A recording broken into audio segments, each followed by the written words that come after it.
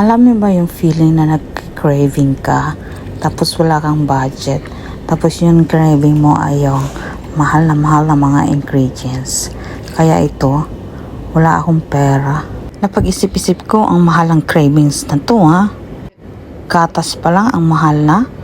At hindi lang yan, kailangan mo pa ng cream, kailangan mo pa ng cheese, kailangan mo pa ng cocktails, kailangan pa ng kaong, nata, cheese, ewan ko ba. Ba't ito napili kong mag-crave ako ang mahal? Tapos, ayan, binabalik ko na lahat. Ayoko na. Kasi wala na akong pera sa wallet ko. Sa susunod na araw na ito, wala na akong pambili ng ulam. Kahit tuyo, wala. Kahit sardinas, wala na akong pambili dito. Kaya isasauli ko na lang lahat, no? Babalik ko to sa grocery kung saan ko man to nabili. Magkano lahat kaya to? I-save kong pera ko kasi wala pang katapusan at wala pang salary, no? Yung sahura namin dito, isang beses lang sa isang buwan. Hindi kaya dyan sa Pinas na every 15 days sa sahod na naman. Dito talagang mag-aantay ka ng isang buwan bago mo makuha yung pinagpaguran mo. Kaya ito, ibabalik ko na lahat. Ayoko na.